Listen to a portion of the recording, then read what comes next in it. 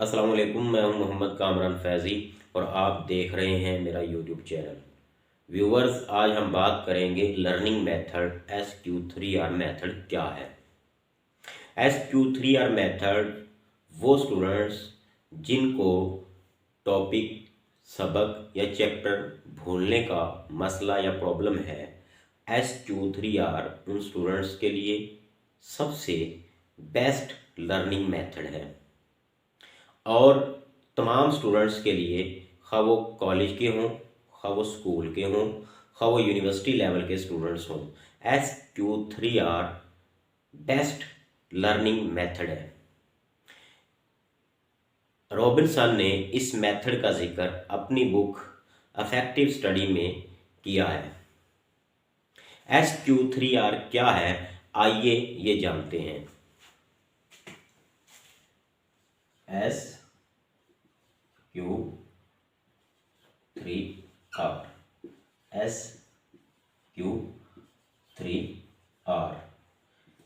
کے دو پارٹ بنا دیں۔ S کا مطلب ہے سروے،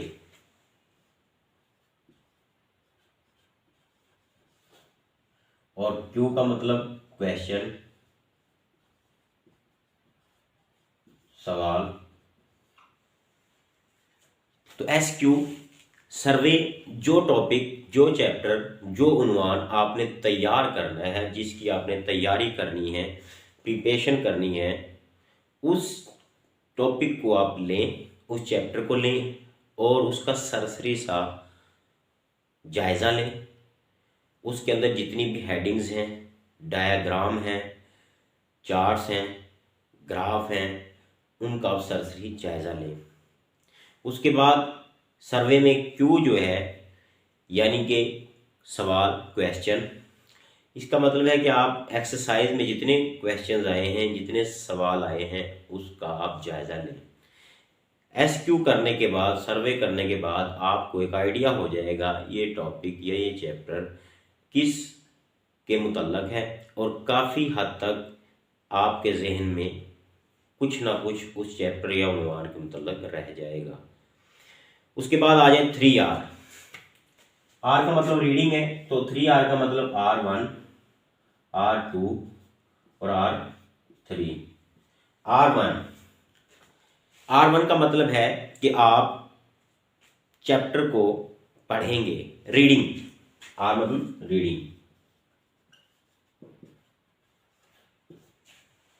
اس میں آپ نے چیپٹر کو بغور پڑھنا ہے، ہیڈنگز کو ہائی لائٹ کرنا ہے، نمایاں کرنا ہے، ٹاپکس کو ہائی لائٹ کرنا ہے، نمایاں کرنا ہے، اور ان کو نوٹ کرنا ہے، چھوٹے چھوٹے شارٹ نوٹس بنا لیں گے اس کے۔ یہ آپ کی ریڈنگ والا پروسیس کمپلیٹ ہو جائے گا۔ R2 میں آپ نے اس کو ریسائٹ کرنا ہے، ریسائٹ، ریکارڈ،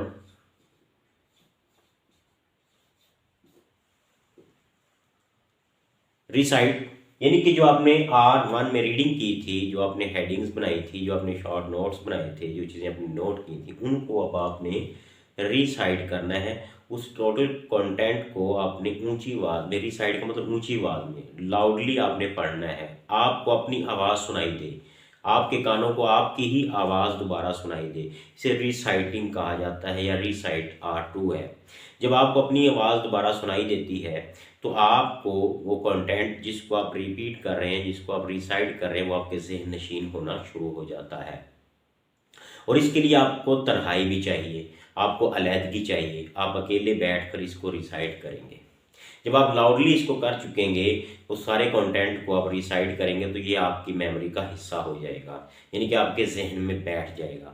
اس کے بعد اس کو ریکارڈ کریں، اس کو لکھیں، اپنے رجسٹر پر، پیپر پر اس کو لکھ کر دیکھیں۔ اس طرح سے آپ جب اس کو لکھ کر دیکھیں گے تو آپ کے ذہن پر وہ چیزیں نقش ہو جائیں گی اور دیر تک آپ کی میموری کا حصہ بن جائیں گی۔ دوسری بات، جب آپ اس کو لکھ کے دیکھیں گے تو آپ کی لکھنے کی پریکٹس ہو جائے گی، اور practice makes a man perfect. جب آپ زیادہ سے زیادہ پریکٹس کریں گے لکھنے کی، تو وہ چیزیں آپ کی جو ہے زیادہ سے زیادہ میموری میں ٹھہر جائیں گی اور دیر پا آپ کی میموری کا حصہ ہوں گی۔ इसी तरह से 3R यानी कि R3, इसका मतलब ये है कि रिवाइज, रिव्यू, यानी कि जो कंटेंट आपने रीडिंग किया उसको रिसाइट किया आपने, फिर उसको याद किया, फिर लिखा, उसको करने के बाद आपने इसको रिवाइज करना है, रिव्यू करना है।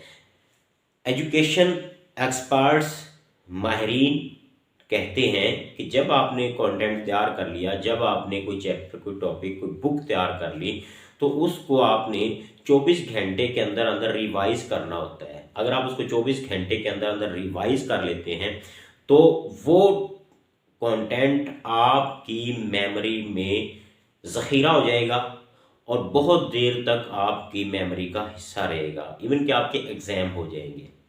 तो ये था SQ3R, यानी कि जब आप SQ3R को बनाते हैं, सर्वे करें सरसरी सा चैप्टर का, टॉपिक का, और उसके बाद उसकी एक्सरसाइज देखें। एक्सरसाइज देखने के बाद आप उस चैप्टर की बगौर रीडिंग करें अच्छे तरीके से, उसकी हेडिंग्स, उसकी सुर्खियाँ, उसके अंदर जो कुछ आया है उसको आप देखें, बगौर उसका मुतालिया करें, रीडिंग करें। उसके बाद R2 में उसको रिसाइड करें, ऊंची आवाज़ में उसको दोहराएं। अगर बड़े सेंटेंस हैं, अगर आपको वो इकट्ठे पढ़ने में दिक्कत आ रही है, आप उसके छोटे छोटे पार्ट्स बना सकते हैं ताकि वो आसानी से आपके जहन में बैठ जाएं। जब आप उसको रीडिंग कर चुकेंगे तो रिसाइटिंग में आप उसको ऊंची आवाज़ में, लाउडली में, R2 में ऊंची आवाज़ में बोलेंगे और आपको अपनी आवाज़ जब सुनाई देगी तो इस तरह से वो बार बार बोलने से वो कंटेंट आपकी मेमोरी का हिस्सा बनना शुरू हो जाएगा। इसी तरह से रिसाइटिंग में, फॉर एग्जांपल रिसाइटिंग आपने कैसे करनी है, आप एक समरी इंग्लिश की याद कर रहे हैं, या आप रिसाइटिंग में फॉर एग्जांपल ये याद कर रहे हैं कि this content has been taken from the lesson written by ETC, this content has been taken from the lesson written by ETC।